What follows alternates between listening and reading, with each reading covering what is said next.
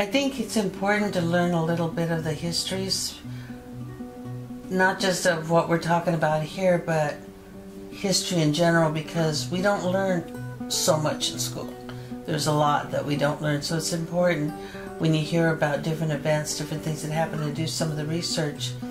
And one of the histories that has not been documented very well has been the story of these sites in our area. And back in the early 70s, Grandpa Semu started the Red Wind. I don't know if it was a foundation, but we did incorporate. We had a charter. We incorporated it as a chartered organization with the mission of doing exactly what we're talking about today, having places for prayer and ceremony and cultural renewal around Indigenous ways. So the strategy back in those days was to occupy undeveloped public lands. And Semu also believed very much in occupying the missions.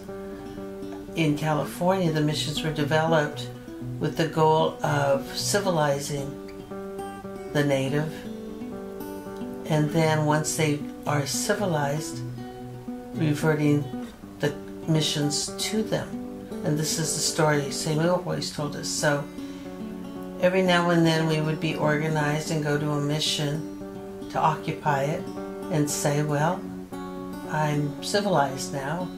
We're here to take it. Of course, the mission wasn't going to go along with that. Finally, one of the missions, San Juan Bautista mission, offered Semu $10,000 to quit doing that. Well, Semu, he took the money and said, well, they don't understand. I can only speak for myself. Others can come and continue to do this. I don't know if anybody else ever has. But that $10,000 became the down payment on some property up in Santa Margarita that became Red Wind.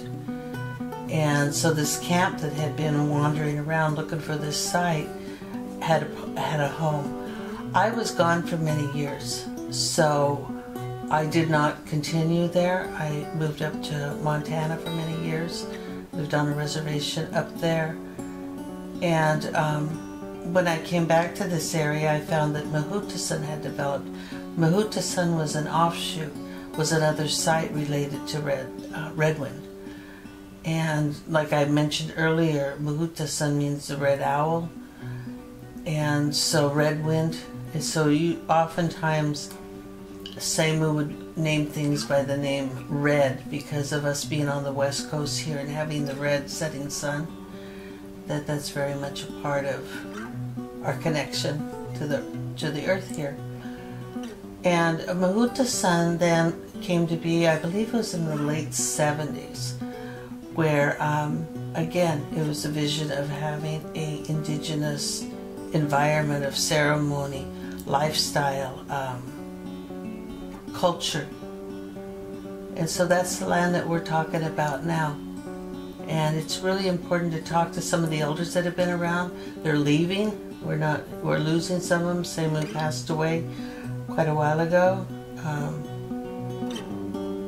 A lot of the young people that were part of that camp are also gone now. So there's fewer and fewer people that can tell the story. This is just the first of a series of history stories that SIP hopes to be putting up. It's very important that we pass these stories down. And anytime you're hearing one of these stories and there's different incidents or names or people, do some of the research. Find out what happened at these different events as part of these histories. We're really about passing things on to the next generation, not just the ceremonies, but also the knowledge and the information. And nowadays we have really cool ways of passing that information on, so we're trying to take advantage of that. There'll be more stories to come.